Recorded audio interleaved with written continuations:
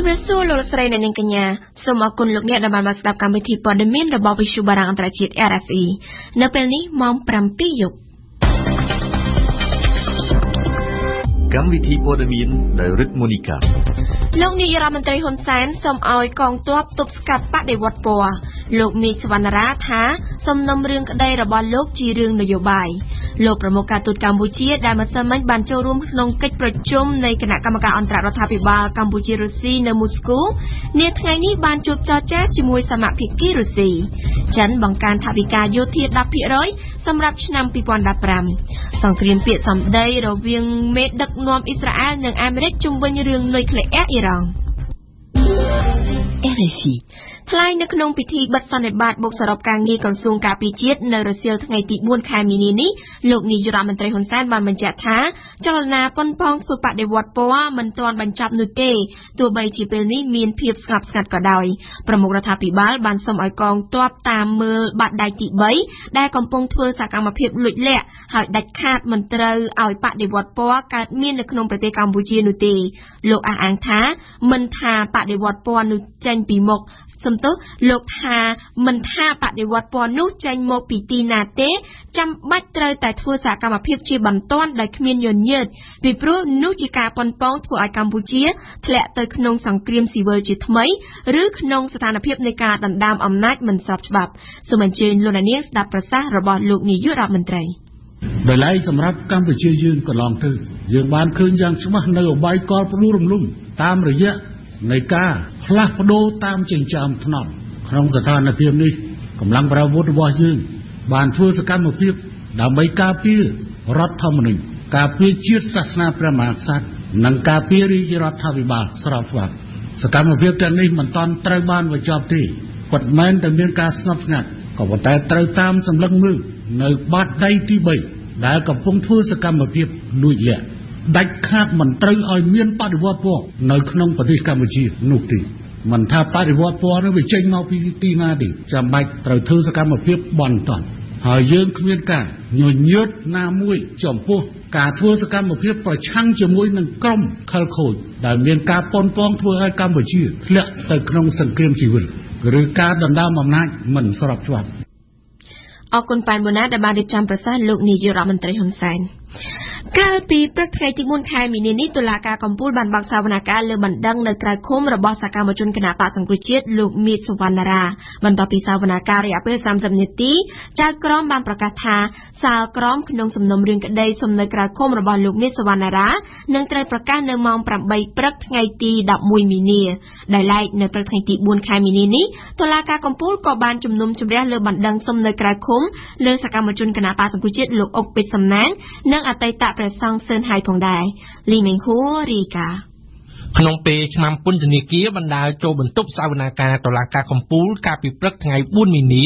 លោកមីសវណ្ណរាប្រធានផ្នែកប្រព័ន្ធផ្សព្វផ្សាយរបស់គណៈបក្សសង្គ្រោះជាតិបានថ្លែងទៅកាន់អ្នកកាសែតថាសំណុំរឿងក្តីរបស់លោកគឺជារឿងនយោបាយដែលទាមទារឲ្យមានការចរចារវាងថ្នាក់ដឹកនាំគណៈបកប្រជាជនកម្ពុជានិងគណៈបក្សសង្គ្រោះជាតិខ្ញុំមានសង្ឃឹមថាបាននៅក្រៅភូមិក្រៅពីការកាត់ឲ្យមានទោសហើយយើងអត់មានទោសអីទេអញ្ចឹងសង្ឃឹមថាដំណើរការនឹងលោកយុទ្ធធម៌ឲ្យមានសម្ពាធអ្នកនយោបាយបាទហើយយើងតែសង្ឃឹមថាមេដឹកនាំនឹងចរចាពីបញ្ហានេះបើសិនជាមានការចរចាគ្មានសង្ឃឹមទេព្រោះនេះជារឿងនយោបាយបន្ទាប់ពីសវនកម្មរយៈពេល30នាទីចៅក្រមតុលាការកំពូលបានប្រកាសថាសារក្រមក្នុងសំណុំរឿងក្តីសុំនៅក្រៅឃុំរបស់លោកមីសវណ្ណរានឹងត្រូវប្រកាសនៅម៉ោង 8 ព្រឹកថ្ងៃ11មីនាដោយឡែកនៅព្រឹកថ្ងៃទី 4 មីនានេះតុលាការកំពូលក៏បានជំនុំជម្រះលើបណ្ដឹងសុំនៅក្រៅឃុំលើសកម្មជនគណបក្សសង្គ្រោះជាតិលោកអុកពេជ្រសំណាងនិងអតីតព្រះសង្ឃសឿនហៃផងដែរលោកជុងជងីមេធាវីការពារក្តីឲ្យដឹងថានៅថ្ងៃ25មីនាតុលាការសាលាដំបងរាជធានីភ្នំពេញនឹងបើកសវនកម្មលើអង្គសេចក្តីជាថ្មីទៀតទៅលើសំណុំរឿងសកម្មជនគណបក្សសង្គ្រោះជាតិសរុប11នាក់រួមទាំងលោកមីសវណ្ណរាលោកមីសវណ្ណរាត្រូវបានចាប់ខ្លួនកាលពីថ្ងៃទី11ខែវិច្ឆិកាឆ្នាំ2014ព្រមទាំងសកម្មជនគណបក្សសង្គ្រោះជាតិសរុប11នាក់ក្នុងនោះមាន5នាក់នៅក្នុងពន្ធនាគារត្រូវបានចោទប្រកាន់ពីបទបង្កហិង្សានៅក្នុងពេលធ្វើបាតកម្មរំដោះទីលានប្រជាធិបតេយ្យដែលមានការវាយតបរវាងបាតកោនិងក្រុមកងសន្តិសុខរាជធានីភ្នំពេញកាលពីព្រឹកថ្ងៃទី15ខែកក្កដាឆ្នាំ2014គឺជាបទចោទប្រកាន់ដែលអាចប្រឈមមុខទៅនឹងការផ្ដន្ទាទោសដាក់ពន្ធនាគារ ពីជាង22ឆ្នាំទៅ37ឆ្នាំនិងពិន័យជាប្រាក់ពី5លានរៀលទៅ15លានរៀល អង្គជំនុំជម្រះវិសាមញ្ញនៅក្នុងតុលាការកម្ពុជាកាលពីថ្ងៃអង្គារទី 3 មីនាម្សិលមិញបានចេញសេចក្តីប្រកាសព័ត៌មានដោយបន្តនីតិវិធីសំណុំរឿង 003 និង 004 ជាការសម្រេចដាក់ជនត្រូវចោទអឹមចែមនិងមាសមុតអតីតមេដឹកនាំខ្មែរក្រហមឲ្យស្ថិតនៅក្រោមការត្រួតពិនិត្យដោយកំបាំងមុខតែយ៉ាងណាក៏ដោយករណី 003 និង 004 នេះគឺមានតែភាគីអន្តរជាតិតែប៉ុណ្ណោះជាអ្នកដំណើរការសុនមេសារីកាអតីតមេដឹកនាំកម្ពុជាប្រជាធិបតេយ្យ2រូបទៀតហើយត្រូវបានចៅក្រមអន្តរជាតិនៃសាលាក្តីខ្មែរក្រហមដាក់ឲ្យនៅក្រោមការត្រួតពិនិត្យដោយកំបាំងមុខនៅក្នុងសំណុំរឿង 003 និង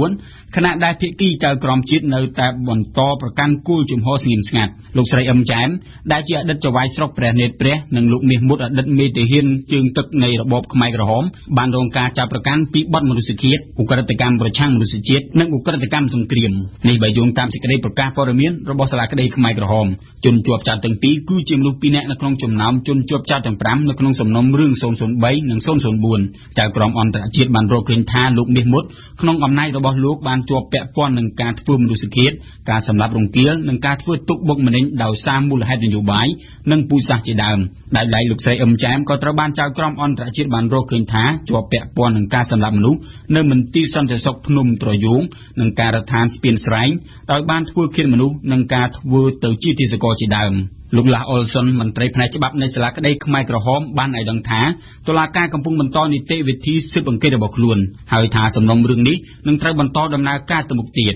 ដោយឡែកលោកនេតត្រាអ្នកនាំពាក្យសាលាក្តីខ្មែរក្រហមបានបញ្ជាក់ថាបើទោះបីជាចៅក្រមកម្ពុជានិងចៅក្រមអន្តរជាតិខ្វែងគំនិតគ្នាលើសំណុំរឿង 003 និង 004 ក៏ដោយប៉ុន្តែភាគីទាំងពីរនៅតែធ្វើការជាមួយគ្នាជាបន្តទៀតដើម្បីដំណើរការនីតិវិធីស៊ើបអង្កេតបើតាមលោកនេតត្រាដដែលការដាក់ឲ្យនៅក្រោមការត្រួតពិនិត្យដោយកំបាំងមុខនេះគឺនឹងអាចពន្លឿនការស៊ើបអង្កេតដែលនៅចុងក្រោយអាចឈានដល់ការចេញដីកាដំណោះស្រាយដោយអាចដោះលែងឬបញ្ជូនទៅជំនុំជម្រះលោកឡាត់គីមន្ត្រីសិទ្ធិមនុស្សអង្គការរហុកនិងជាអ្នកតាមដានសាលាក្តីខ្មែរក្រហមបាននិយាយថាការចាប់ប្រកាន់ជនជាប់ចោទទាំងពីរដែលគ្មានការឃុំខ្លួននេះគឺជាការអនុវត្តស្តង់ដារ2របស់សាលាក្តីខណៈដែលជនជាប់ចោទនៃសំណុំរឿង 001 និង 002 ត្រូវបានចាប់ឃុំខ្លួនសូមបញ្ជាក់ថាភាគីជាតិកម្ពុជានៅតែប្រកាន់គោលជំហរមិនចង់បន្តករណី 003 ឬ 004 ទៀតនោះទេទន្ទឹមនឹងនេះលោកនាយករដ្ឋមន្ត្រីហ៊ុនសែនកាលពីពេលថ្មីក៏ធ្លាប់បានលើកឡើងថាការពង្រីកវិសាលភាពនៃការកាត់ទោសរបស់សាលាក្តីខ្មែរក្រហមនឹងអាចឲ្យមានសង្គ្រាមស៊ីវិលនៅកម្ពុជាសារជាថ្មីពិធីសម្ពោធបើកឲ្យប្រើប្រាស់ជាសាធារណៈស្ពានអ្នកលឿងនិងប្រារព្ធពិធីជាផ្លូវការនៅថ្ងៃច័ន្ទទី6មេសាឆ្នាំ2015ខាងមុខក្រោមអធិបតីភាពលោកនាយរដ្ឋមន្ត្រីហ៊ុនសែននាយករដ្ឋមន្ត្រីនិងអិសរាជជនជាន់ខ្ពស់ជប៉ុននេះបើតាមប្រភពពីមន្ត្រីរដ្ឋាភិបាលកម្ពុជាស្ពានអ្នកលឿងបានសាងសង់អស់រយៈពេលជាង4ឆ្នាំចាប់ពីចុងឆ្នាំ2010និងបានចំណាយថវិកាប្រមាណជា$95 លានដែលជាជំនួយឥតសំណងរបស់រដ្ឋាភិបាលជប៉ុនរួមទាំងប្រាក់បដិភាគរបស់រាជរដ្ឋាភិបាលកម្ពុជាផងដែរព្រះមហាក្សត្រីព្រះវររាជមាតាជាតិខ្មែរនិងសម្ដេចព្រះករុណាព្រះបរមនាថនរោត្តមសីហមុនីនឹងយាងដំណើរទៅកាន់ទីក្រុងប៉េកាំងប្រទេសចិនចាប់ពីថ្ងៃទី5មីនាស្អែកនេះដើម្បីពិនិត្យនិងព្យាបាលព្រះរាជសុខភាពហើយនៅក្នុងឱកាសនៃអវត្តមានពីមាតុភូមិនេះព្រះអង្គទាំងពីរបានចាត់លោកជាស៊ីមប្រធានព្រឹទ្ធសភាជាប្រមុខស្ដីទីនៃកម្ពុជានេះបើយោងតាមសេចក្តីប្រកាសរបស់ព្រះមហាក្សត្រកម្ពុជាចុះថ្ងៃទី4មីនានេះលោកឈួនលេងអនុប្រធាននាយកដ្ឋានអប់រំកាយនិងកីឡានៃក្រសួងអប់រំនិងជាអគ្គលេខាធិការសហព័ន្ធកីឡាសីប៉ាក់តាក្រកម្ពុជាបានទទួលមរណភាពនៅយប់ថ្ងៃទី3មីនាម្សិលមិញនេះដោយសារតែរោគគាពាធសពរបស់លោកឈួនលេងតម្កល់នៅវត្តថ្វាយបង្គំស្ថិតនៅខាងក្រោយផ្សារបាយ័នហើយសពនឹងត្រូវបូជានៅថ្ងៃសុក្រទី6មីនាសូមបញ្ជាក់ថាលោកឈុនលេងគឺជាមនុស្សម្នាក់ដែលបានជួយជ្រោមជ្រែងកីឡាករកីឡាការិនីសីប៉ាក់តាក្រកម្ពុជាឲ្យទទួលបានជោគជ័យតាមរយៈការទទួលបានមេដាយជាបន្តបន្ទាប់នៅក្នុងព្រឹត្តិការណ៍កីឡាអន្តរជាតិជាច្រើនដែលឡែកស្ថានទូតបារាំងនិងសភាពាណិជ្ជកម្មបារាំងកម្ពុជានឹងរៀបចំកម្មវិធីសប្តាហ៍នៃរសជាតិបែបបារាំងនៅកម្ពុជានៅក្នុងរយៈពេល1សប្តាហ៍ចាប់ពីថ្ងៃទី13ដល់ថ្ងៃទី20មីនាខាងមុខនេះកម្មវិធីនេះនឹងផ្ដល់ជូនប្រជាជនខ្មែរនិងបរទេសនៅឱកាសដើម្បីស្វែងយល់ពីរបៀបរស់នៅតាមបែបបារាំងដែលមានទាំងកម្មវិធីភ្លក់ម្ហូបអាហារការតាំងពិព័រណ៍ការបញ្ចាំងភាពយន្តសន្និសីទនិងជំនួបអាជីវកម្មនៅតាមទីតាំងដៃគូនានាក្នុងរាជធានីភ្នំពេញផងដែរ ចំណែកពីព័ត៌មានពីការទប់ទល់នឹងការប្រែប្រួលអាកាសធាតុនឹងត្រូវបានសម្ពោធនៅថ្ងៃប្រហ័សទី5មីនាស្អែកនេះនៅវិទ្យាស្ថានបារាំងការតាំងពិព័រណ៍នេះនឹងចាប់ផ្ដើមពីម៉ោង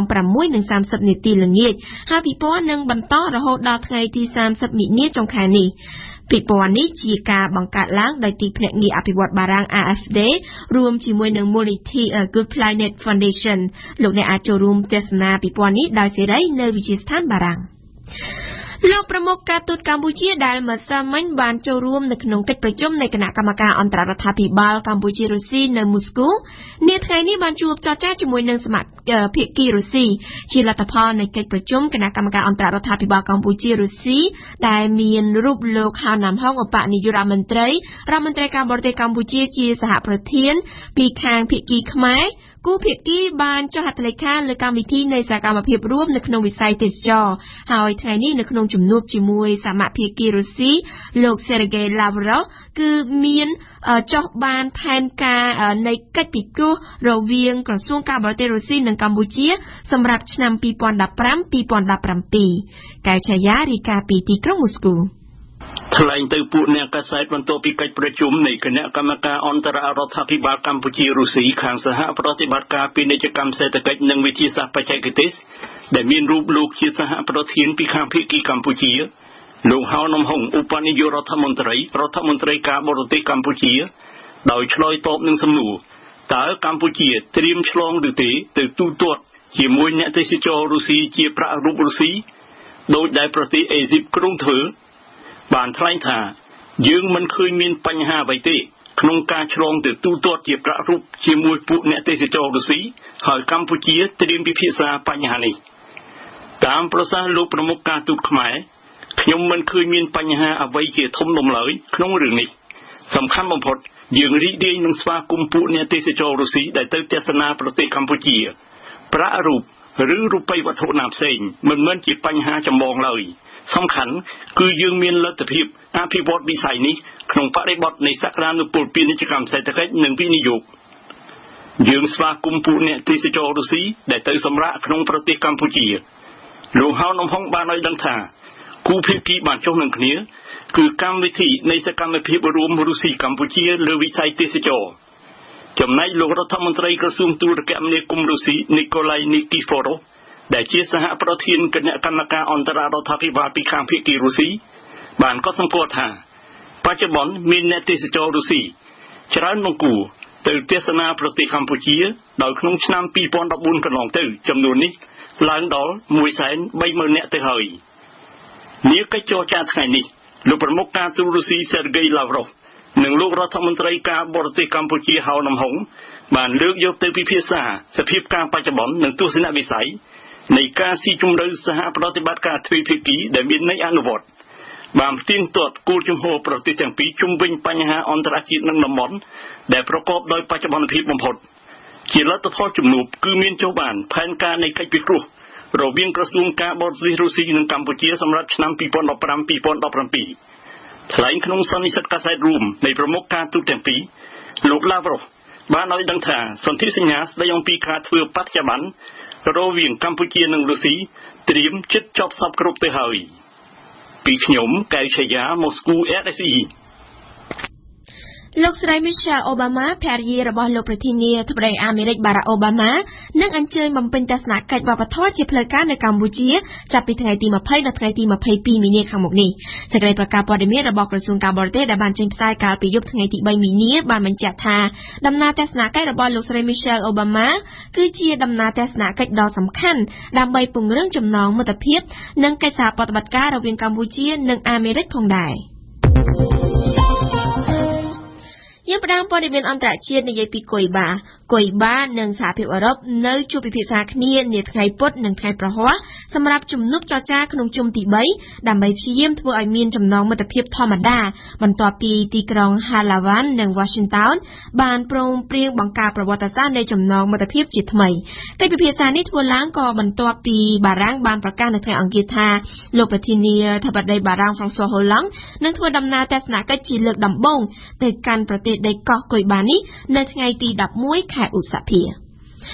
នៅថ្ងៃអង្គារទី3មីនាលោកនាយករដ្ឋមន្ត្រីអ៊ីស្រាអែល Benjamin Netanyahu បានថ្លែងសន្ទរកថានៅសហភាពអាមេរិកកាំងនៅក្នុងទីក្រុង Washington នាឱកាសនោះលោក Netanyahu បានរិះគន់តេស្តទានយ៉ាងខ្លាំងលើដំណើរការកិច្ចចរចាស្តីពីសំណុំរឿងនុយក្លេអ៊ែរអ៊ីរ៉ង់ដែលអាមេរិកក៏ជាភាគីចរចាម្នាក់ដែរយោងតាមលោក Netanyahu អនាគតកិច្ចព្រមព្រៀងស្តីពីសំណុំរឿងនុយក្លេអ៊ែរអ៊ីរ៉ង់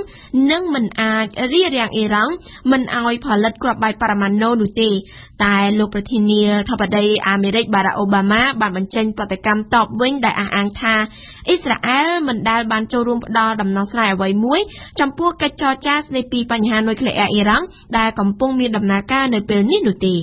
បន្តិចទៀតនេះយើងនឹងមានអន្តរាគមន៍ពីគុយគុនធីរ៉ាកញ្ចប់ថវិកាផ្នែកការពារជាតិចិនសម្រាប់ឆ្នាំ2015នឹងត្រូវបង្កើនប្រមាណជា 10% នេះបើតាមការគូសបញ្ជាក់របស់អ្នកទទួលជាន់ខ្ពស់សហភាពចិននៅថ្ងៃពុធទី4មីនាឆ្នាំ2015ការបង្កើនថវិកាលើវិស័យការពារជាតិក្នុងទំហំធំនិងជាច្រើនបន្តបន្ទាប់គ្នាដូច្នេះបញ្ជាក់យ៉ាងច្បាស់អំពីមហិច្ឆតាដ៏ធំធេងរបស់ចិននៅក្នុងផ្នែកយោធានិងដែលជាប្រភពនៃក្តីព្រួយបារម្ភសម្រាប់ប្រទេសជិតខាងយើងស្ដាប់អៀងសុកមិញតួលេខពិតនៃកញ្ចប់ថវិកាយោធាសម្រាប់ឆ្នាំ2015នឹងត្រូវប្រកាសជាផ្លូវការនៅថ្ងៃប្រហ័សទី8មិនិនាស្អែកទេក៏ប៉ុន្តែអ្នកនាំពាក្យសភាចិនបានប្រឡយឲ្យដឹងតាមរយៈសន្និសីទកាសែតនៅថ្ងៃនេះបញ្ជាក់ថាកញ្ចប់ថវិកាការពារចិនឆ្នាំនេះអាចនឹងកើនប្រមាណជា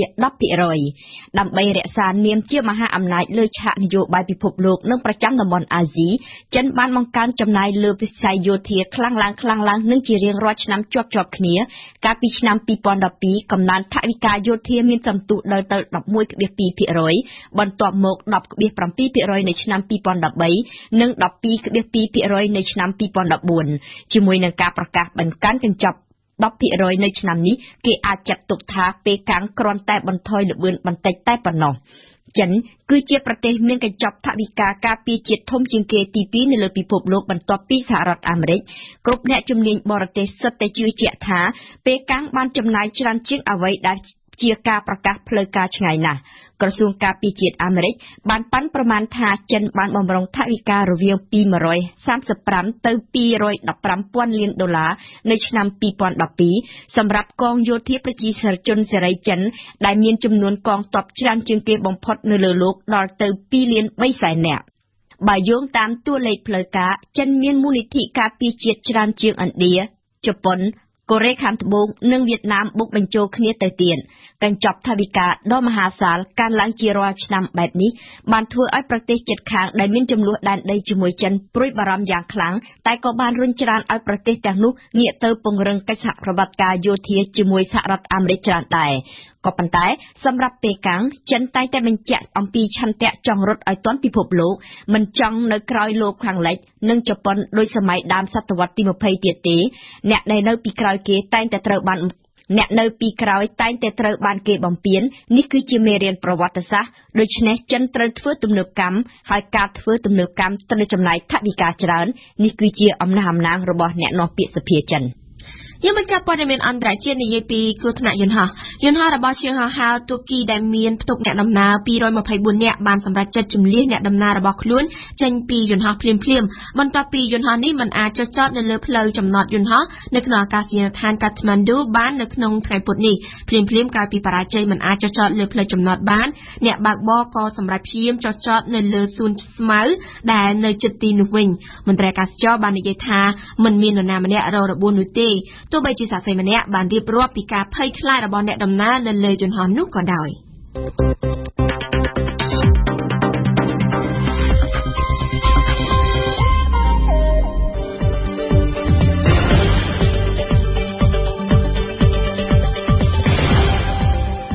វិទ្យុបារាំង RFI ភ្នំពេញ 92 MHz សៀមរាប 92 MHz បាត់ដំបងក្រុងព្រះសីហនុនិងកំពង់ចាម 94.5 MHz លោកអ្នកស្ដាប់ជាទីគោរពជាបន្តទៅទៀតនេះលោកអ្នកនឹងបានស្ដាប់នីតិភាពប្រចាំថ្ងៃរៀបចំដោយលីមេងហួរថ្ងៃនេះមេងហួរបានសម្ភាសជាមួយនឹងលោកសោមរតនាអ្នកនាំពាក្យព្រឹត្តិការណ៍អង្គរសង្ក្រាន្តក្រោយមកគឺជានីតិព្រឹត្តិការណ៍អន្តរជាតិប្រចាំថ្ងៃរៀបចំដោយគុជគុនធីរ៉ាដែលនឹងលើកឡើងអំពី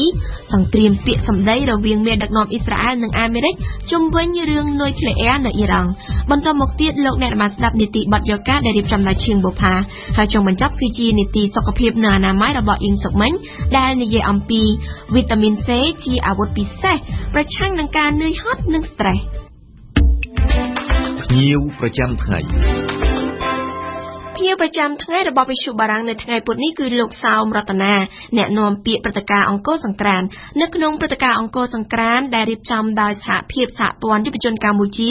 នៅក្នុងពិធីបុណ្យចូលឆ្នាំខ្មែរប្រពៃណីជាតិនាថ្ងៃទី14ដល់ថ្ងៃទី16ខែមេសានៅអង្គរវត្តខេត្តសៀមរាបនៅឆ្នាំនេះក៏នឹងមានការរៀបចំនំអន្សមយក្សដែលមិនធ្លាប់មានពីមុន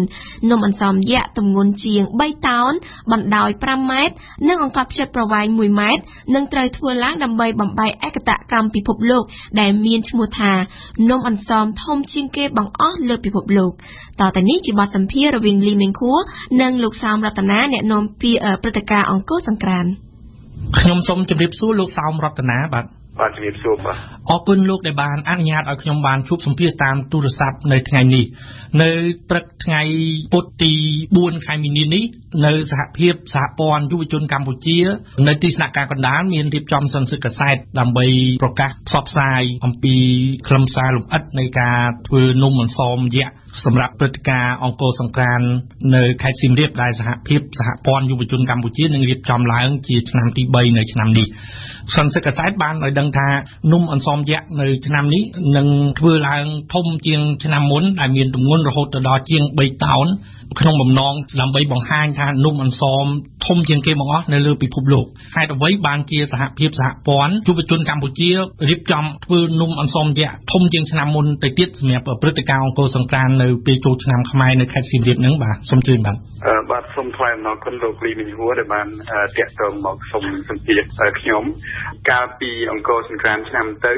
យើងឃើញថាប្រជាពលរដ្ឋយើងមានការចាប់អារម្មណ៍ច្រើនតាក់ទងជាមួយនឹងការធ្វើនំអន្សមយក្សនេះហើយនេះជាមូលហេតុមួយធំដែលធ្វើឲ្យពួកយើងពិចារណាថាយើងចង់ធ្វើនំអន្សមយក្សនេះម្ដងទៀតក៏ប៉ុន្តែនៅក្នុងឆ្នាំនេះអ្វីដែលយើងធ្វើនោះគឺយើងមានលក្ខណៈពិសេសពីរត្រង់ថាទី1គឺយើងធ្វើនំអន្សមយក្សនេះមានលក្ខណៈធំជាងមុនតែយើងគិតថាវាធំជាងគេនៅក្នុងពិភពលោកដែលគេមិនធ្លាប់មានធ្វើពីមុនមកនេះគឺជាគោលបំណងរបស់យើងហើយទី2នេះគោលបំណងរបស់យើងគឺយើងក៏ចង់ធ្វើការបង្ហាញវប្បធម៌អរិយធម៌ខ្មែរជាពិសេសគឺនំអន្សមនេះយើងដឹងស្រាប់ហើយថានំអន្សមគឺជាកេរដំណែលរបស់ដូនតាខ្មែរយើងតាំងពីជំនាន់មុនមកអញ្ចឹងបានជាពួកយើងទាំងអស់គ្នាព្យាយាមខិតខំធ្វើនំអន្សមនេះឡើង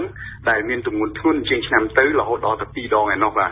កាលពីឆ្នាំមុនសហភាពសហព័ន្ធយុវជនកម្ពុជាដែលបានរៀបចំព្រឹត្តិការណ៍អង្គរសង្ក្រាន្តក្នុងពេលបុណ្យចូលឆ្នាំខ្មែរក៏បានធ្វើនំអន្សមដែលមានទម្ងន់ប្រមាណជា2តោនបណ្ដោយ5ម៉ែត្រដល់ទៅ1ម៉ែត្រនំអន្សមនោះធ្វើឡើងដោយសមាគមចុងភៅកម្ពុជាដែលចំណាយថវិកាជាង$7,000កាលពីឆ្នាំមុនហេតុអ្វីបានជាសហភាពសហព័ន្ធយុវជនកម្ពុជាមិនដាក់ទៅក្នុងកំណត់ត្រាពិភពលោកថាជានំអន្សមធំនៅលើពិភពលោកទៅបាទបាទខ្ញុំសូមបញ្ជាក់ថាកាលពីឆ្នាំទៅគឺយើងគិតថាការរៀបចំធ្វើនំអន្សមហ្នឹងគឺជាការរៀបចំនំអន្សមមួយគ្រាន់តែធ្វើឲ្យមានតាក់ទាញសម្រាប់ជាពលរដ្ឋចូលរួមទៅក្នុងព្រឹត្តិការណ៍អង្គរសង្ក្រាន្តហើយក៏ដូចខ្ញុំបានបញ្ជាក់ពីខាងដើមអញ្ចឹងយើងធ្វើនៅក្នុងគោលបំណងដើម្បីលើកតម្កើងវប្បធម៌អរិយធម៌ខ្មែរយើងជាពិសេសគឺមានទម្លាប់នៃការធ្វើនំអន្សមហើយយើងគ្មានបំណងថានឹងចង់ដាក់វាចូលទៅក្នុងWorld Guinness Record ទេដោយសារតែពេលវេលាកាលពីយើងធ្វើលើកមុនហ្នឹងគឺមានកំណត់យើងអត់មានពេលវេលាគ្រប់គ្រាន់ហើយឆ្នាំនេះក៏ខ្ញុំសូមបញ្ជាក់ដែរថាយើងក៏មិនទាន់កំណត់ថាយើងទៅដាក់វាចូលទៅក្នុង World Guinness Record ដែរក្រុមការងារទាំងអស់គ្នាកំពុងតែធ្វើការសិក្សាពីលក្ខខណ្ឌរបស់ World Guinness Record ហើយបើសិនជាក្នុងករណីអាចមានលទ្ធភាពគឺពួកយើងនឹងពិចារណាដាក់នំអន្សមនៅក្នុងឆ្នាំនេះចូលទៅក្នុង World Guinness Record ឲ្យបានហើយនេះខ្ញុំគិតថាវា គឺជាកិត្តិយសមួយរបស់ជាតិយើងបាទនំអន្សមយៈដែលសហភាពសហព័ន្ធយុវជនកម្ពុជានិងក្រុមចុងភៅគ្រូនឹងរៀបចំសម្រាប់ព្រឹត្តិការណ៍អង្គរសង្ក្រាន្តមានទម្ងន់រហូតដល់ជាង3តោនហើយការរៀបចំនិងចំអិននឹងរយៈពេល4ថ្ងៃដោយ3ថ្ងៃរៀបចំហើយចំអិន1ថ្ងៃដោយមានចុងភៅនិងកូនកាំបិតនឹង100នាក់បាទការគ្រោងចំណាយវិញប្រមាណដែរបាទសម្រាប់នំអន្សមយៈដ៏ធំសម្រាប់ឆ្នាំហ្នឹងបាទសូមថ្លែងអំណរគុណខ្ញុំសូមជម្រាបថានៅពេលនេះគឺបើសិនជាយើងនិយាយអំពីទំហំនៃនំអន្សមតែម្ដងគឺយើងគ្រោងថាធ្វើនំអន្សមដែលមានទំហំ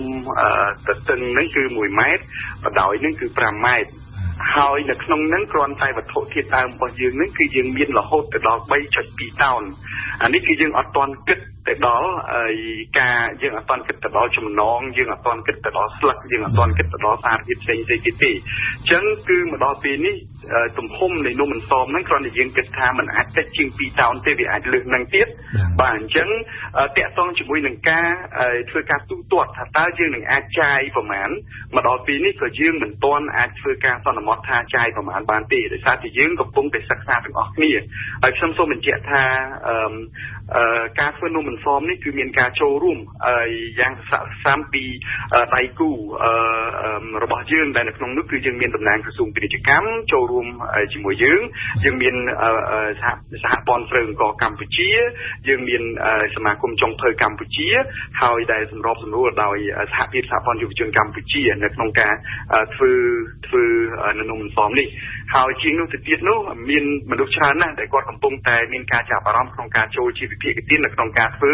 នំអន្សមនេះអញ្ចឹងខ្ញុំសូមបញ្ជាក់ថាវាអាចនឹងមានការប្រែប្រួលមួយចំនួនទៀតបើទោះបីជាមានការប្រែប្រួលធំក៏ដោយក៏ប៉ុន្តែវាអាចនឹងមានការប្រែប្រួលមួយចំនួនអញ្ចឹងបាននិយាយអំពីតើថវិកាប្រមាណដែលយើងគួរតែចំណាយទៅលើនំអន្សមខ្ញុំគិតថានៅពេលនេះហាក់បីដូចជានៅឆាប់ពេកក្នុងការសន្និដ្ឋានបាទក្រៅអំពីនំអន្សមយៈហ្នឹងខាងសហភាពសហព័ន្ធយុវជនកម្ពុជាក៏មានរៀបចំជាឧបករណ៍បុរាណដូចជាមួកស្លឹកត្នោតទំហំយៈអង្រុតថែមទៅទៀតបាទសម្រាប់ព្រឹត្តិការណ៍នៅឆ្នាំហ្នឹងបាទសូមបញ្ជាក់ថានៅក្នុងកម្មវិធីរបស់យើងនៅក្នុងឆ្នាំនេះគឺយើងបែងចែកជាកម្មវិធីប្រចាំថ្ងៃហើយនិងកម្មវិធីទស្សនីយភាពតែនៅក្នុងកម្មវិធីប្រចាំថ្ងៃនេះក៏យើងមានធ្វើការដាក់បង្ហាញនៅវត្ថុពិសេសក៏ដូចជាវត្ថុដែលប្រជាពលរដ្ឋខ្មែរយើងគាត់និយមប្រើហើយជាប្រពៃណីជំនាញទម្លាប់មកហ្នឹងហើយនៅក្នុងហ្នឹងគឺយើងបានគ្រោងថាយើងធ្វើនៅវត្ថុពិសេសមួយចំនួនហើយខ្ញុំសូមនៅពេលនេះមិនទាន់ធ្វើការបកស្រាយថាតើវត្ថុអ្វីទេដោយសារតែយើងអត់ទាន់ធ្វើសន្និសីទសារព័ត៌មានជាផ្លូវការមួយហើយវត្ថុអ្វីដែលមានការផ្សាយនៅក្នុងទំព័របណ្ដាញសង្គមកន្លងមកឬក៏នៅក្នុងបណ្ដាញសារព័ត៌មានកន្លងមកហ្នឹងយើងសូមបញ្ជាក់ថានេះមិនទាន់ជាផ្លូវការនៅឡើយទេគ្រាន់តែថាវាគឺស្ថិតនៅក្នុងគម្រោងនៃការរៀបចំរបស់ពួកយើងខ្ញុំហើយការជោគជ័យរបស់នៃគម្រោងទាំងអស់នេះគឺយើងអាចកំណត់បាននៅពេលដែលយើងធ្វើសន្និសីទសារព័ត៌មានមួយទៀតដែលនឹងបញ្ជាក់ពីដំណើរការទាំងមូលនៃព្រឹត្តិការណ៍អង្គរសង្ក្រាន្តបាទកាលពីថ្ងៃ29មករាឆ្នាំ2015សហភាពសហព័ន្ធយុវជនកម្ពុជាដឹកនាំដោយលោកហ៊ុនម៉ាណីជាតំណាងរាស្ត្របានប្រារព្ធពិធីក្រុងពាលីនៅទីលានជួរដំរីនៅក្នុងខេត្តសៀមរាបដែលជាទីកន្លែងរៀបចំព្រឹត្តិការណ៍អង្គរសង្ក្រាន្តលោកតើមន្ទល់ពីនេះដំណើរការរៀបចំនឹងបានយ៉ាងដូចម្តេចទៅហើយបាទជាមោទនភាពហើយជាការគួរឲ្យកោតសរសើរជាពិសេសគឺដល់យុវជនយើងនិងក្រុមការងាររបស់សហភាពសហព័ន្ធយុវជនកម្ពុជាដែលទាំងអស់គ្នាបានសរស័ក្តិសស្រាំចូលរួមទាំងថ្ងៃទាំងយប់ហើយចូលរួមទាំងស្មារតីកម្លាំងកាយកម្លាំងចិត្តក្នុងការធ្វើកិច្ចការដែលយើងបានដាក់ជូននឹងបានជាទីគាប់ចិត្តហើយមកដល់ពេលនេះខ្ញុំសូមធ្វើការជម្រាបលោកថាយើងធ្វើការសម្រេចនឹងបានច្រើនហើយស្ទើរតែគ្រប់ទស្សនវិជ្ជាអស់ហើយបានហើយយើងក៏គ្រោងនឹងធ្វើសន្និសីទសារព័ត៌មានស្ដីពីការបើកព្រឹត្តិការណ៍អង្គរសង្ក្រាន្តនេះនៅក្នុងពេលឆាប់ៗនេះដែរបាទ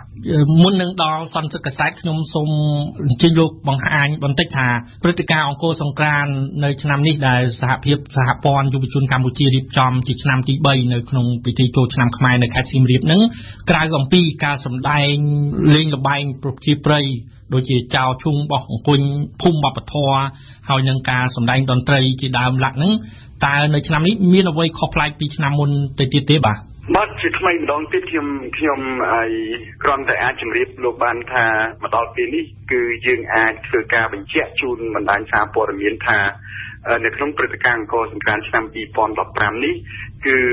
បើនិយាយអំពីវិសាលភាពនៃការអនុវត្តកម្មវិធីគឺមានលក្ខណៈធំជាងកាលពីឆ្នាំ2013និងឆ្នាំ2014ហើយបើសិនជាយើងពិនិត្យមើលទៅលើសកម្មភាពក៏មានលក្ខណៈប្លែកជាងឆ្នាំ2013-14ហើយទស្សនវិជ្ជាប្លែកទាំងអស់នោះគឺឆ្លុះបញ្ចាំងពីវប្បធម៌របស់ខ្មែរតាំងពីយូរលង់រហូតមកដល់ពេលបច្ចុប្បន្នហើយសកម្មភាពមួយចំនួនក៏ឆ្លុះបញ្ចាំងពីទំនើបកម្មថ្មីៗនៅក្នុងប្រជាជាតិកម្ពុជាក៏ប៉ុន្តែឲ្យខ្ញុំធ្វើការលម្អិតថាតើសកម្មភាពអ្វីដែលមានលក្ខណៈខុសប្លែកពីឆ្នាំទៅនៅពេលនេះគឺខ្ញុំសូមអធិស្ឋានម្ដងទៀតថាយើងអត់ទាន់អាចធ្វើការបកស្រាយបានទេដោយសារតែយើងអ្វីគឺស្ថិតនៅក្នុងគម្រោងដូចខ្ញុំបានជំរាបលោកអញ្ចឹងថាហើយនៅពេលដែលយើងនិយាយពីគម្រោងនេះគឺយើងខ្លាចថាយើងជំរាបលោកហើយគម្រោងរបស់យើងធ្វើទៅមិនបានជោគជ័យតាមកម្រិតណានោះគឺយើងមិនទាន់អាចជម្រាបនៅពេលនេះបានទេអញ្ចឹងខ្ញុំសូមស្នើថាតាក់ទងជាមួយនឹងសកម្មភាពអស់ហ្នឹងគឺយើងធ្វើការរំចាំទាំងអស់គ្នាទាល់តែសហភាពសហព័ន្ធយុវជនកម្ពុជារៀបចំសន្និសីទកសែតមួយដើម្បីបញ្ជាក់ថាអ្វីគឺរួចរាល់ហើយយើងនឹងអាចប្រាប់ជូនអ្នកសារព័ត៌មានទាំងអស់ថាឆ្នាំនេះគឺមានសកម្មភាពអ្វីខុសប្លែកពីឆ្នាំទៅហើយមានវិសាលភាពនឹងធំជាងឆ្នាំទៅដោយវិធីណាបាទខ្ញុំសូមអរគុណលោកសោមរតនាអ្នកនាំពាក្យព្រឹត្តិការណ៍អង្គរសង្គ្រាមដែលបានផ្ដល់បទសម្ភាសន៍ដល់វិទ្យុបារាំងនៅពេលនេះបាទខ្ញុំសូមអរគុណសូមជម្រាបលាលោកបាទសូមអរគុណជំរាបលាបាទ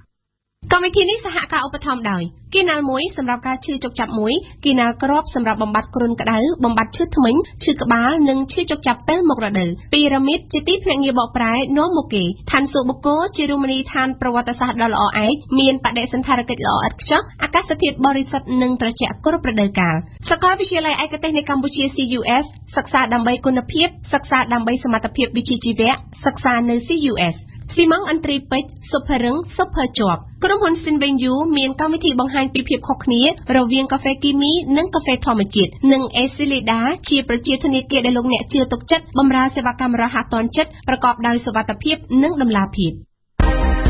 ព្រឹត្តិការណ៍អន្តរជាតិប្រចាំថ្ងៃ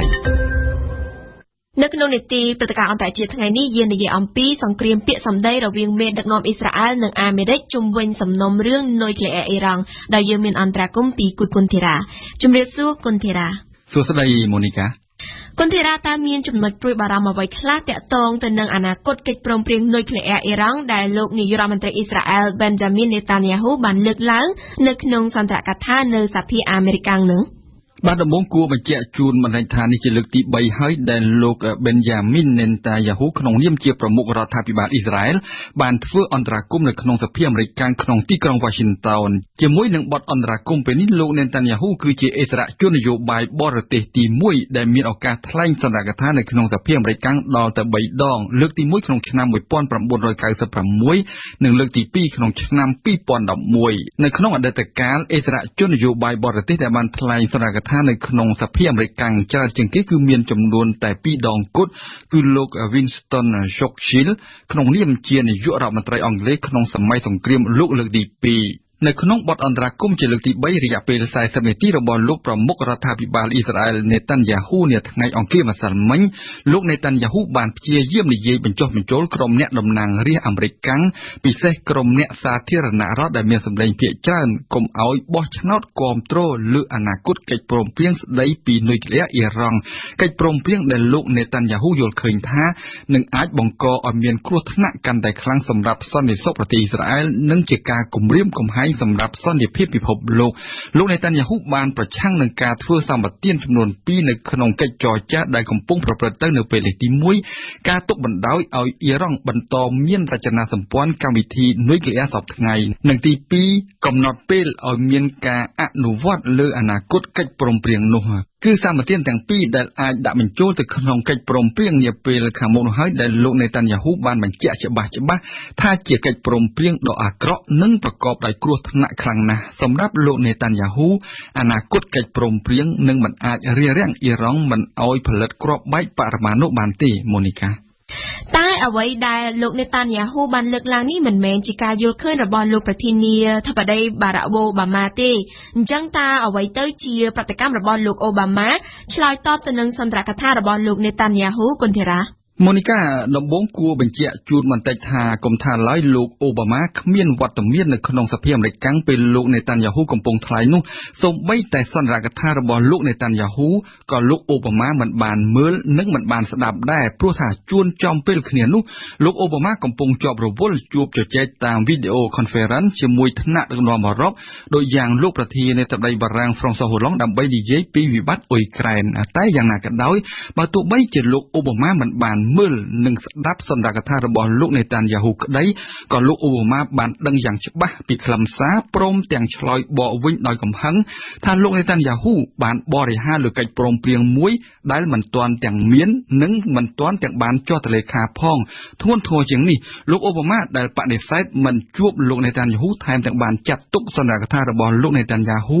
ថាជាមេរៀនចាស់ដដែលគ្មានអ្វីថ្មីនឹងថាលោកនេតានយ៉ាហ៊ូមិនដែលបានស្នើឡើងនៅដំណោះស្រាយណាមួយសម្រាប់ចូលរួមដោះស្រាយរឿងនុយក្លេអ៊ែរអ៊ីរ៉ង់នោះទេលោកអូបាម៉ាបានបញ្ជាក់ច្បាស់ថាមកដល់ពេលនេះគេនៅមិនទាន់រកឃើញកិច្ចព្រមព្រៀងនៅឡើយទេតែបើគេអាចរកបានកិច្ចព្រមព្រៀងមួយនៅថ្ងៃណាមួយនោះគឺជាកិច្ចព្រមព្រៀងដ៏ប្រសើរដើម្បីទប់អ៊ីរ៉ង់កុំឲ្យផលិតគ្រាប់បែកបរមាណូពលគឺមិនមែនកិច្ចព្រមព្រៀងមួយដើម្បីអនុញ្ញាតឲ្យអ៊ីរ៉ង់បង្កើនការផលិតគ្រាប់បែកបរមាណូដោយដែលលោកប្រមុខរដ្ឋាភិបាលអ៊ីស្រាអែលបានលើកឡើងនោះទេដូច្នេះឃើញថានេះជាប្រតិកម្មចាស់ដៃរបស់សេតាវិមានតបនឹងលោកនេតានយ៉ាហ៊ូម៉ូនីកាចុះចំណាយក្រុមអ្នកតំណាងរាស្ត្រអាមេរិកកាំងវិញពួកគេមានចំណាប់អារម្មណ៍អ្វីខ្លះចំពោះសន្ទរកថារបស់លោកនេតានយ៉ាហ៊ូគុនធីរ៉ាអ្នកដែលបានក្រោកឈរទះដៃសាទរចំពោះវត្តមាននិងសន្ទរកថារបស់លោកនេតានយ៉ាហ៊ូម៉ូនីកាគឺច្រើនមកពីក្រុមគណៈបកប្រឆាំងគឺក្រុមគណៈបកសាធារណរដ្ឋដែលមានសម្លេងភាគច្រើននេះអាចថាជារឿងមួយធម្មតាទេព្រោះវាក៏អាចជាឱកាសមួយដែលក្រុមបកប្រឆាំងឆ្លៀតចំអកឲ្យលោកអូបាម៉ាដែលមិនយល់ស្របតាមលោកនេតានយ៉ាហ៊ូតែគេក៏ត្រូវហ៊ាននិយាយថានៅក្នុងចំណោមក្រុមអ្នកសាធារណរដ្ឋទាំងអស់ក៏មានអ្នកខ្លះបានយល់ស្របតាមលោកនេតានយ៉ាហ៊ូចំពោះរឿងកិច្ចព្រមព្រៀងដូចអ៊ីរ៉ង់អ្នកខ្លះមានមន្ទិលសង្ស័យលើអ៊ីរ៉ង់ក្នុងការអនុវត្តលើអនាគតកិច្ចព្រមព្រៀងនិងអ្នកខ្លះទៀតក៏បានប្រយ័ត្នប្រយែងចំពោះអ្វីដែលលោកនេតានយ៉ាហ៊ូបាននិយាយដែរពលមិនចេះតែជឿនោះទេងាកទៅមើលខាងក្រុមអ្នកប្រជាធិបតេយ្យរបស់លោកអូបាម៉ាវិញម្ដងពួកគេក៏មានការបែងចែកដែរមានអ្នកខ្លះគាំទ្រលោកនេតានយ៉ាហ៊ូអ្នកខ្លះមិនជឿពីសុចន្ទៈរបស់អ៊ីរ៉ង់និងអ្នកខ្លះទៀតបានចូលរួមសាមគ្គីជាមួយលោកអូបាម៉ាដោយបានចេញមុខបរិហារលោកនេតានយ៉ាហ៊ូខ្លាំងដោយចាត់ទុកសម្ដីរបស់លោកនេតានយ៉ាហ៊ូថាជាការមើលងាយនិងមើលស្រាលចំពោះសមត្ថភាពរបស់សហរដ្ឋអាមេរិកមានក្រុមអ្នកតំណាងរាស្ត្រប្រជាធិបតេយ្យជាង50រូបមិនបានចូលរួមស្ដាប់សន្និដ្ឋានរបស់លោកនេតានយ៉ាហ៊ូទេដូច្នេះឃើញថា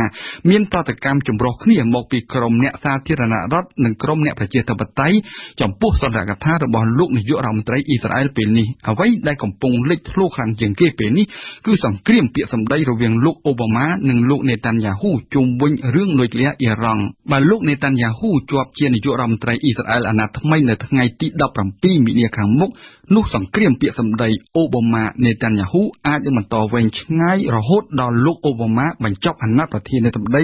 តែគេក៏ត្រូវហ៊ានទទួលស្គាល់ថាអាមេរិកនិងអ៊ីស្រាអែលជាសម្ព័ន្ធមិត្តចាក់ទឹកមិនលិចដែលគ្មាននរណាអាចបំបែកបំបាក់បានឡើយហើយជានិច្ចកាលអាមេរិកតែងតែចេញមុខការពារនិងគាំទ្រអ៊ីស្រាអែលតាមគ្រប់មធ្យោបាយនិងគ្រប់កលៈទេសៈទាំងអស់ម៉ូនីកាចាអរគុណគុណធីរ៉ាចំពោះបទអន្តរាគមន៍នៅថ្ងៃនេះបទយូកា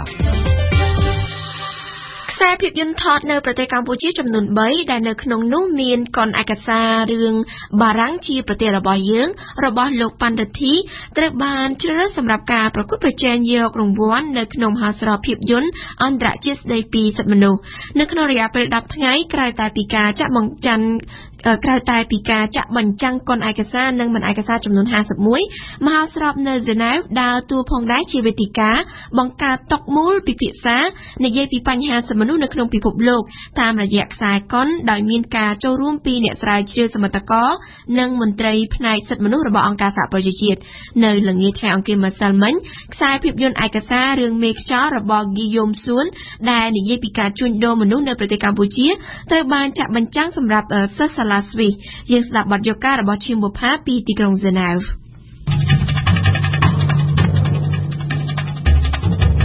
មហោស្រពភាពយន្តហើយនិងវេទិកាអន្តរជាតិស្ដីពីសិទ្ធិមនុស្សគឺជាព្រឹត្តិការណ៍វប្បធម៌ដ៏សំខាន់មួយនៅទីក្រុងហ្សឺណែវសម្រាប់ប្រធានរៀបចំមហោស្រពគឺអ្នកស្រី Isabelle Gatiker មហោស្រពភាពយន្តស្ដីពីសិទ្ធិមនុស្សនេះនឹងផ្ដល់វេទិកាដ៏សំខាន់មួយបើកការជជែកវែកញែកយ៉ាងសេរីរាល់បញ្ហារំលោភសិទ្ធិមនុស្សឬក៏អំពើហិង្សាទាំងឡាយណាដែលតាមពិតត្រូវបានក្រុមប្រឹក្សាសិទ្ធិមនុស្សរបស់អង្គការសហប្រជាជាតិប្រចាំនៅទីក្រុងហ្សឺណែវនោះមិនហ៊ានលើកយកទៅនិយាយនៅក្នុងអង្គប្រជុំ À Genève, qui est la capitale internationale. Genève ជាទីតាំងនៃក្រុមប្រឹក្សាការពារសិទ្ធិមនុស្សរបស់អង្គការសហប្រជាជាតិនិងជាទីក្រុងប្រមូលផ្ដុំទៅដោយសមាគមការពារសិទ្ធិមនុស្សសកម្មជននិងអ្នកស្រាវជ្រាវផ្នែកសិទ្ធិមនុស្សឬក៏ជនរងគ្រោះដោយការរំលោភសិទ្ធិមនុស្សលក្ខណៈក៏ប៉ុន្តែនៅពេលគេត្រូវការជួបពិភាក្សាដោះស្រាយបញ្ហាសិទ្ធិមនុស្សពួកគេគ្មានកន្លែងដើម្បីជួបប្រជុំផ្ដោះប្ដូរយោបល់ទេមហោស្រពភាពយន្តដើម្បីសិទ្ធិមនុស្សត្រូវបានបង្កើតឡើងដើម្បីឆ្លើយតបទៅនឹងការខ្វះខាតនេះមហោស្រពរបស់យើងដើរតួនាទី2គឺមហោស្រពភាពយន្តដែលមានការប្រកួតប្រជែងស្នាដៃហើយជាមួយគ្នានោះក៏មានការពិភាក្សាទុកមូលនៅទន្ទឹមនឹងការរៀបចំកិច្ចប្រជុំរបស់ក្រុមប្រឹក្សាសិទ្ធិមនុស្សរបស់អង្គការសហប្រជាជាតិនៅទីក្រុងហ្សឺណែវដែរបំណងរបស់យើងគឺពិភាក្សារឿងសិទ្ធិមនុស្សណាដែលក្រុមប្រឹក្សាសិទ្ធិមនុស្សរបស់អង្គការសហប្រជាជាតិមិនបានលើកយកទៅជជែកនៅក្នុងអង្គប្រជុំដោយហេតុផលនយោបាយឬក៏ការទូតឧទាហរណ៍នៅឆ្នាំនេះយើងមានគុណដែលនិយាយអំពីប្រជាជនវុយហ្គួរដែលត្រូវអាជ្ញាធរចិនបង្ក្រាបយ៉ាងធ្ងន់ធ្ងរក៏ប៉ុន្តែដែលមិនត្រូវបានលើកយកទៅនិយាយសូម្បីតែនៅក្នុងក្រុមប្រឹក្សាការពារសិទ្ធិមនុស្សនៅអង្គការសហប្រជាជាតិ មហោស្រពនៅ Genève គឺជាកន្លែងដែលមានចាក់បញ្ចាំងតែខ្សែភាពយន្តដែលនិយាយពីបញ្ហាសិទ្ធិមនុស្សនៅក្នុងពិភពលោកដូចជាការបង្ក្រាបប្រជាជនអ៊ុយហ្គួរនៅប្រទេសចិនអំពើហិង្សានៅប្រទេសស៊ូដង់ខាងត្បូងឬក៏ការជួញដូរមនុស្សនៅប្រទេសឥណ្ឌានិងនៅកម្ពុជាជាដើមការពេលល្ងាចថ្ងៃអង្គារម្សិលមិញគឺដល់វេនខ្សែភាពយន្តខ្មែររបស់លោក Guillaume Soun រឿងមេខ្យល់ដែលត្រូវបានចាក់បញ្ចាំងសម្រាប់សិស្សសាលាស្វីស Et ça démontre l'importance du problème du ការជ្រើសរើសកុនឯកសាររឿងមេខ្យល់សម្រាប់បញ្ចាំងនៅមហោស្រពភាពយន្តនេះគឺបង្ហាញឲ្យឃើញថាគេចាប់អារម្មណ៍ទៅលើករណីជួញដូរដែលមាននៅក្នុងខ្សែរឿងហើយមួយវិញទៀតវាបង្ហាញថាបញ្ហាជួញដូរមនុស្សគឺមិនមែនមានតែនៅកម្ពុជាទេក៏ប៉ុន្តែវាកើតមាននៅគ្រប់កន្លែងក្នុងពិភពលោកការដែលកុនរបស់យើងត្រូវដាក់បញ្ចាំងនៅក្នុងមហោស្រពដែលផ្ដោតសំខាន់ទៅលើបញ្ហាសិទ្ធិមនុស្សវាគឺជាជោគជ័យមួយសម្រាប់កុនឯកសារហើយនឹងសម្រាប់ជនរងគ្រោះខ្មែរវាបង្ហាញថាយ៉ាងណាក៏ដោយជនរងគ្រោះខ្មែរដោយការជួញដូរមិនត្រូវគេបំភ្លេចឬក៏មើលរំលងទេតាមរយៈកុនឯកសារនេះមានមនុស្សជាច្រើនពីចំណាយនឹងនឹកគិតទៅដល់ពួកគេ on pense à elle មេខ្យល់គឺជាខ្សែភាពយន្តឯកសារដែលនិយាយពីទស្សនវិជ្ជានិងការជួញដូរមនុស្សនៅក្នុងប្រទេសកម្ពុជានៅក្នុងខ្សែរឿងរយៈពេល1ម៉ោង Guillaume Soun បានបង្ហាញពីជីវិតហើយនិងការងាររបស់តួអង្គ3រូបដែលមានម្នាក់ជាជនរងគ្រោះដោយការជួញដូរមនុស្សនៅប្រទេសម៉ាឡេស៊ីចំណែកឯ2នាក់ទៀតគឺជាមេខ្យល់ជាអ្នកជួញដូរមនុស្សយ៉ាងចេញមុខនៅទីក្រុងភ្នំពេញការងារទាំងអស់នេះគឺយើងអាចទៅទាំងប្តីទាំងប្រពន្ធបានអញ្ចឹងណាក្នុងមួយខែអូនឯងគិតមើលបើរួមនឹងប្រាក់ថែមម៉ោងយ៉ាងហោចបំផុតក៏ទៅសល់$400ដែរបាទហើយដូចជាខ្ញុំអីខ្ញុំនិយាយត្រង់ឯងខ្ញុំនេះជាកូនចៅរបស់ព្រះយេស៊ូវខ្ញុំមិនអាចកុហកបានទេបាទគឺកុហកខ្ញុំអត់ប្រើអំពើកុហកពីព្រោះថាពីមុនមកខ្ញុំអត់ទាន់បានចូលយេស៊ូវគ្រីស្ទខ្ញុំធ្វើការអត់ត្រូវបានជោគជ័យទេថាគិតថានិយាយទៅកុហកគេគឺខ្ញុំមិនទុកចិត្តមកនឹកហើយមិនអាចនិយាយចឹងបានទេត្រូវលុបលាងកំហុសអាសិទ្ធិខាងទីដល់នោះនេះទៅហើយបាយដែរពីស្អាតដែរគីឡូណាស់ដែរទៅចូល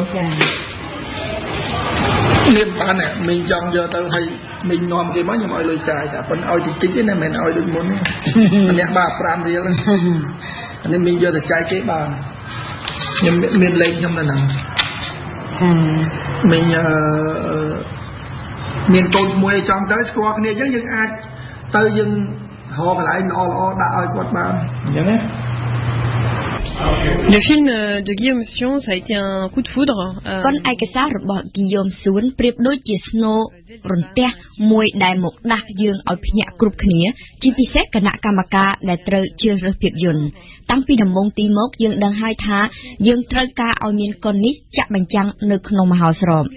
និយមសួនមិនមែនត្រឹមតែជាសមិទ្ធករដែលយើងចូលចិត្តប៉ុណ្ណោះទេតែបើនិយាយពីកូនវិញគឺផលិតនិងកាត់តបានយ៉ាងល្អកូនរបស់គាត់បានបង្ហាញគ្រប់ទិដ្ឋភាពនៃសកម្មភាពជួញដូរមនុស្សអ្វីដែលពិសេសគឺគាត់ថតបានមេជួញដូរមនុស្សដែលកំពុងតែបញ្ចុះបញ្ចូលមនុស្សស្រីឲ្យទៅធ្វើការនៅបរទេសនៅក្នុងភាពយន្តរបស់ហ្គីយ៉ូមសួនយើងមើលឃើញគ្រប់រូបភាពរបស់គួរឲ្យខ្លាចនិងដែលកំពុងតែកើតមានយ៉ាងពិតនៅក្នុងសង្គមរឿងមេខ្យល់និយាយពីការជួញដូរនិងអំពីទិដ្ឋភាពដែលឆ្លុះបញ្ចាំងអំពីអំពើហិង្សាក៏ប៉ុន្តែហ្គីយ៉ូមសួនចេះលើកមកបរិយាយរឿងនេះដោយរលូននិងថ្លៃថ្នូរបំផុត violence par son thème mais tout en pudeur dans sa réalisation. Maintenant c'est une chose d'être présenté de présenter ឥឡូវនេះកូនរឿងមេខ្យល់ត្រូវចាក់បញ្ចាំងនៅមហោស្រពភាពយន្តនិងវេទិកាអន្តរជាតិស្ដីពីសិទ្ធិមនុស្សហើយអ្វីដែលខ្ញុំនៅរងចាំមើលបន្តទៅមុខទៀតគឺថាតើវិជាស្ថានការពីសិទ្ធិមនុស្សឬក៏បុគ្គលិករបស់អង្គការសហប្រជាជាតិនឹងមានចាត់វិធានការអ្វីសម្រាប់ប្រយុទ្ធប្រឆាំងនឹងការជួញដូរមនុស្សនៅលើដីជាក់ស្ដែងថាតើកូននេះនឹងជំរុញឲ្យមានកិច្ចពិភាក្សាពីរឿងជួញដូរមនុស្សនៅក្នុងប្រទេសកម្ពុជាដែរឬក៏អត់នេះគឺជាអ្វីដែលខ្ញុំទន្ទឹងរង់ចាំពីមហោស្រពនៅហ្សឺណែវនៅក្នុងដំណាក់កាលនេះកិច្ចពិភាក្សាថ្នាក់មន្ត្រីអង្គការសហប្រជាជាតិស្ដីពីការជួញដូរមនុស្សនៅកម្ពុជានោះនៅមិនទាន់មាននៅឡើយទេក៏ប៉ុន្តែការពិនិត្យថែមសិនមិញហ្គីយ៉ូមសប្បាយចិត្តរួចទៅហើយទៅនឹងវគ្គសួរឆ្លើយជាមួយនឹងសិស្សសាលាស្វីសជាង100នាក់ដែលបានចូលមើលកុនឯកសាររឿងមេខ្យល់ Bonjour. Comment vous avez convaincu le monsieur là, à révéler toutes les son business, toutes les vérités? ជំរាបសួរតើលោកធ្វើយ៉ាងម៉េចដើម្បីអាចបញ្ចុះបញ្ចូលឲ្យមេឈ្មួញជួញដូរមនុស្សនិយាយប្រាប់ពីជំនួយរបស់ខ្លួនទៅអ្នកថត En fait je l'ai pas convaincu de participer au film. Lui-même voulait parler. តែក៏ប៉ុន្តែខ្ញុំមិនបាននិយាយបញ្ចុះបញ្ចូលឲ្យមេឈ្មួញទៅចូលរួមនៅក្នុងកុនរបស់ខ្ញុំទេក៏ប៉ុន្តែគាត់ខ្លួនឯងដែលចង់បង្ហាញថាគាត់កំពុងទទួលជោគជ័យនៅក្នុងបរិបទកម្ពុជាសប្តាហ៍ថ្ងៃនេះមេឈ្មួញគឺជាមនុស្សដ៏សែនពុករលួយម្នាក់លុយគឺសំខាន់ជាងច្បាប់ហើយក្នុងនាមជាអ្នកដែលធ្លាប់រស់នៅក្នុងភាពក្រីក្រគាត់ចង់បង្ហាញថាគាត់បានទទួលជោគជ័យឥឡូវនេះគាត់ខ្លាចទៅជាអ្នកមានគេគោរពច្រើនហើយមានអំណាចអញ្ចឹងគាត់មិនខ្លាចនឹងបង្ហាញពីភាពមានបានរបស់គាត់បើទោះបីជាភាពមានបាននោះបានមកពីអំពើខុសច្បាប់យ៉ាងម៉េចក៏ដោយ montrer cela même si cet argent provient d'une activité illégale.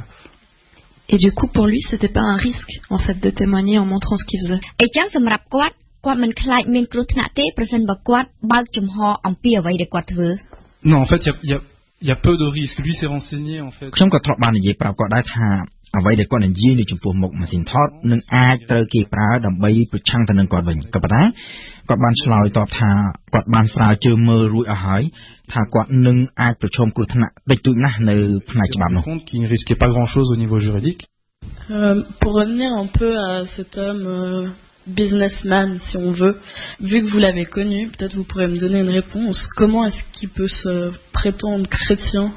et penser qu'il peut encore aller au paradis en faisant des choses pareilles? ត្រឡប់មកនិយាយអំពីបញ្ហាមេឈ្មួញ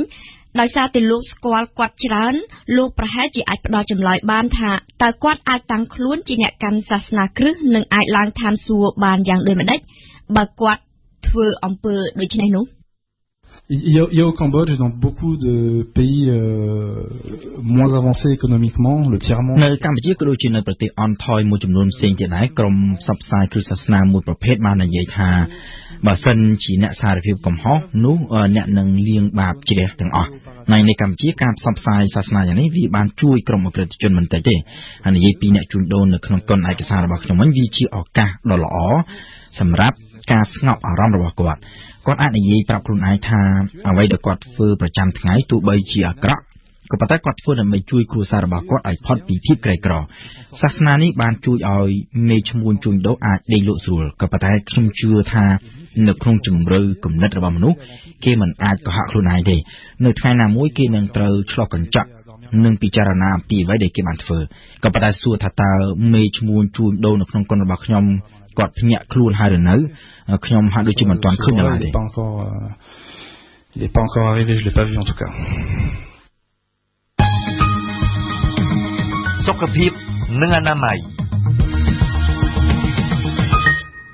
ការសិក្សាមួយដែលទើបចុះផ្សាយនៅក្នុងទស្សនាវដ្តីសុខភាព Critical Review in Food Science and Nutrition បានផ្ដល់អនុសាសន៍ថាដើម្បីរក្សាសុខភាពខ្លួនប្រាណមនុស្សត្រូវការសារជាតិវីតាមីន C 200 មីក្រាមក្នុងមួយថ្ងៃ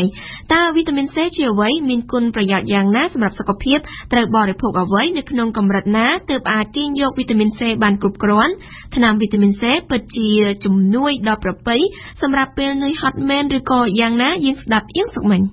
ទ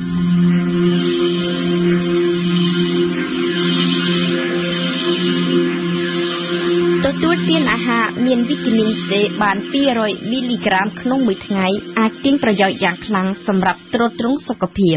ពីព្រោះវីតាមីន C នេះគឺជាអង់ទីអុកស៊ីដង់ជាសារធាតុប្រឆាំងនឹង stress ប្រឆាំងនឹងជំងឺនឿយហត់កង្វះវីតាមីន C អាចស្ដែងឲ្យដឹងបានដរាបណាយើងទទួលទានអាហារមានវីតាមីន C តិចជាង10មីលីក្រាមក្នុងមួយថ្ងៃរោគសញ្ញាដែលអាចសម្គាល់បានថាមនុស្សម្នាក់ជួបគ្រោះខ្វះសារជាតិវីតាមីន C មានជាអាចសណ្ដក់ជើងធ្មេញអញ្ចាញហើមខ្ទុះមានការហូរឈាមហើយបើកាន់តែធ្ងន់ធ្ងរគឺអាចបង្កគ្រោះថ្នាក់ដល់ស្លាប់តែម្ដងវីតាមីន C មាននៅក្នុងគ្រប់បន្លែនិងផ្លែឈើស្រស់ដើម្បីអាចបំពេញសេចក្តីត្រូវការ200មីលីក្រាមគេត្រូវទទួលទានជាឧទាហរណ៍ផ្លែគីវី250ក្រាមឬក៏ក្រូចពោធិ៍សាត់300ក្រាមជាមួយផ្លែឬក៏ក្រូចឃ្វិច4ហេតុអ្វីវីតាមីន C វីតាមីន C គឺជាអង់ទីអុកស៊ីដង់ដ៏ប្រពៃបំផុតមួយទាំងសំខាន់និងមានប្រយោជន៍មាននៅក្នុងចំណីអាហារដែលអាចប្រយុទ្ធប្រឆាំងនឹងភាពចាស់ជរារបស់កោសិកាឧស្សាហកម្មចំណីអាហារវិញបានប្រើវីតាមីន C នេះជាច្រើនដើម្បីជាជំនួយផ្នែកខាងរក្សាទុកឲ្យបានយូរក្រោមឈ្មោះបច្ចេកទេសថាអាស៊ីតអាស្កូប៊ិកឬក៏ជាអក្សរកូដសម្ងាត់ដែលផ្ដើមឡើងដោយអក្សរ E300 សមត្ថភាពផ្នែករក្សាទុករបស់វីតាមីន C ក៏ឃើញមានប្រើជាលក្ខណៈគ្រួសារក្បួនបុរាណរបស់មនុស្សចាស់ដូចជាច្របាច់ក្រូចឆ្មាលើផ្លែប៉ោមផ្លែឈើពណ៌សដើម្បីកុំឲ្យឆាប់ឡើងពណ៌ខ្មៅតើគេត្រូវទទួលទានវីតាមីន C ប៉ុណ្ណាខ្លួនប្រាណមនុស្សមិនចេះស្តុកវីតាមីន C ទុកទេហើយក៏មិនចេះផលិតវីតាមីនដែរមិនថាវីតាមីន C វីតាមីន A ឬក៏វីតាមីន D ទេមានតែការទទួលទានអាហារតែម្យ៉ាងគត់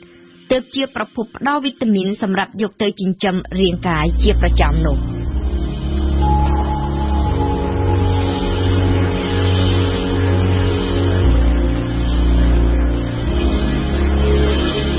ដល់វីតាមីន C 200មីលីក្រាមក្នុងមួយថ្ងៃគឺជាអនុសាសន៍របស់ក្រុមអ្នកស្រាវជ្រាវវិទ្យាសាស្ត្រក៏ប៉ុន្តែសួរថាតើត្រូវវាស់វែងយ៉ាងដូចម្តេចបន្លែនិងផ្លែឈើផ្ដល់បរិមាណវីតាមីន C មិនដូចគ្នាទេខ្លះច្រើនខ្លះតិចទៅតាមប្រភេទបន្លែផ្លែឈើដែលមានផ្ទុកវីតាមីន C ច្រើនជាងគេនៅក្នុងប្រទេសកម្ពុជាគឺផ្លែត្របែកមួយខាំផ្ដល់វីតាមីន C ដល់ទៅ240មីលីក្រាមម្ទេសប្លោកបារាំងពណ៌ក្រហមមួយខាំផ្ដល់165មីលីក្រាមនិងបន្តបន្ទាប់មកទៀតមានដូចជាផ្កាស្ពៃខៀវប្រូកូលីស្ពៃក្តោបខៀវឬក៏ផ្លែគីវីនិងពពួកផ្លែក្រូចជាឧទាហរណ៍ជាក់ស្ដែងក្នុងមួយថ្ងៃយើងអាចទទួលទានផ្លែឈើស្រស់2ផ្លែចេក1ប៉ោម1ឬក៏ក្រូច1សសក់ស្រូវ1ជ្រុងនិងបន្លែឆៅ2-3មុខសាឡាត់ត្រសក់ពេញប៉ោះជីគឺបំពេញបានយ៉ាងគ្រប់គ្រាន់នៃតម្រូវការផ្នែកវីតាមីន C ហើយក៏ប៉ុន្តែវីតាមីន C គឺជាសារធាតុដែលផុយស្រួយនិងងាយបាត់បង់ណាស់ហេតុដូច្នេះហើយបានជាយើងត្រូវប្រុងប្រយ័ត្នថែទាំខ្លាំងវីតាមីន C ខ្លាចពន្លឺថ្ងៃខ្លាចទឹកខ្លាចខ្យល់និងកម្ដៅពន្លឺនិងអុកស៊ីហ្សែនគឺជាសត្រូវដ៏សំខាន់មួយរបស់វីតាមីន C ក្នុងន័យនេះយើងសូមណែនាំឲ្យរក្សាទុកបន្លែផ្លែឈើកុំឲ្យត្រូវថ្ងៃហាលខ្យល់ទុកតែក្នុងម្លប់ឬក៏ក្នុងទូទឹកកកកន្លែងប្រអប់ដាក់បន្លែផ្លែឈើសូមកុំលាងនិងត្រាំបន្លែផ្លែឈើយូរពេកពីព្រោះវីតាមីន C ក៏អាចរលាយក្នុងទឹកដែរចំពោះកម្ដៅវិញការចម្អិនអាចសម្លាប់វីតាមីនបានរាប់ទាំងវីតាមីន C ផងបើប្រើទឹកកាន់តែច្រើនកាន់តែខាតហើយបើក្តៅពុះរងាស់កាន់តែយូរគឺកាន់តែ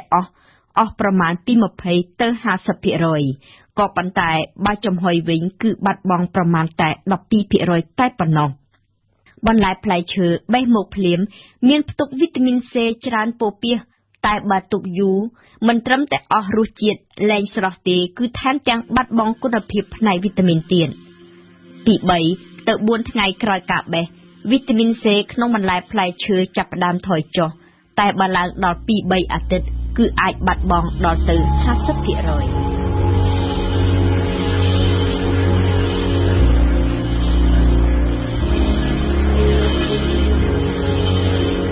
ដោយសារតែគុណប្រយោជន៍ដ៏មហាសាលរបស់វីតាមីន C នេះហើយបានជាមនុស្សទូទៅតែងតែស្វះស្វែងរកថ្នាំវីតាមីន C មកលេបជាជំនួយបន្ថែមក្តៅខ្លួន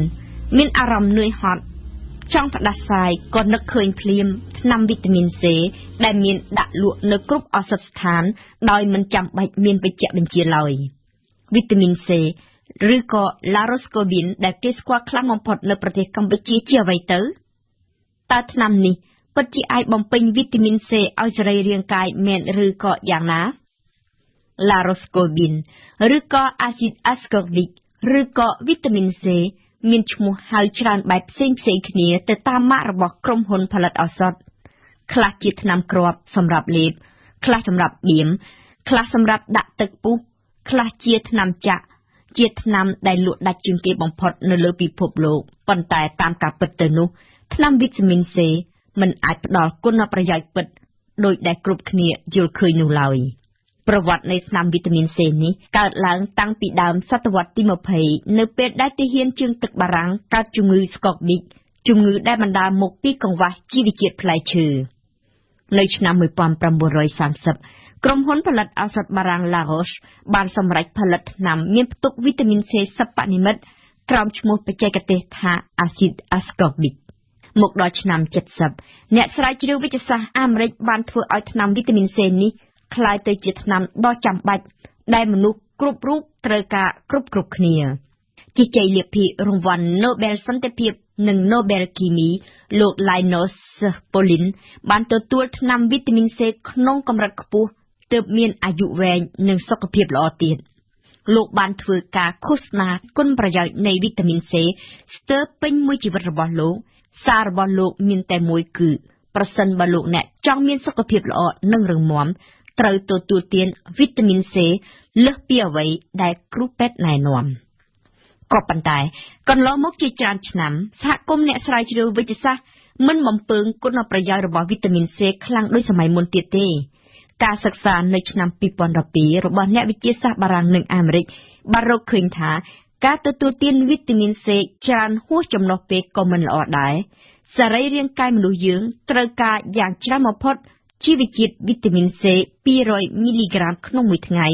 បើទោះបីជាយើងកំពុងតែមានជំងឺយ៉ាងណាក៏ដោយដូច្នេះការទទួលទានវីតាមីន C គឺគ្រាន់តែដើម្បីចិញ្ចឹមក្រុមហ៊ុនឱសថឬថ្នាំវីតាមីន C ផលិតឡើងដោយមានសារធាតុសកម្មចម្បងបង្អស់គឺ acid ascorbic និងបន្សំជាច្រើនទៀតសម្រាប់ឲ្យក្លិនឲ្យជារសជាតិផ្លែក្រូចប្រទេសអ្នកផ្គត់ផ្គង់ acid ascorbic ដ៏ធំជាងគេបំផុតនៅលើពិភពលោកគឺចិនរោងចក្រឱសថរបស់បារាំងជួនកាលក៏ត្រូវការបញ្ជាទិញសារធាតុដើមនេះពីចិនម្ដងម្កាលដែរចុះតើចិនបាន acid ascorbic នេះមកពីណាច្រើនម្ល៉េះសម្រាប់នាំចេញទៅលក់នៅឯបរទេស acid ascorbic គឺផ្លែពោតដើម្បីបំផ្លែងចេញជា acid ascorbic គេយកផ្លែពោតទៅចម្រាញ់ទាញយកជាតិស្ករ sorbitol រួចដាក់បន្ថែមមេយកទៅផ្អាប់ទុករយៈពេលជាច្រើនថ្ងៃដើម្បីឲ្យคล้ายទៅជាល្បាយស៊ីរ៉ូបន្ទាប់មកទើបគេយកស៊ីរ៉ូនោះទៅសម្ងួតឲ្យคล้ายទៅជាម្សៅសស្ងួតឬហៅដោយខ្លីថាវីតាមីន C សំយោគពេលនេះលោកអ្នកនាងបានជ្រាបហើយអំពីអ្វីដែលហៅថាថ្នាំវីតាមីន C សូមជ្រើសរើសទទួលទានតាមការគួរលោកអ្នកនាងជាទីគោរពយើងខ្ញុំសូមថ្លែងអំណរគុណចំពោះភក្ដីភាពរបស់អស់លោកអ្នកនាងដែលបានតាមដានស្ដាប់កម្មវិធីព័ត៌មានរបស់វិទ្យុបារាំងអន្តរជាតិ RFE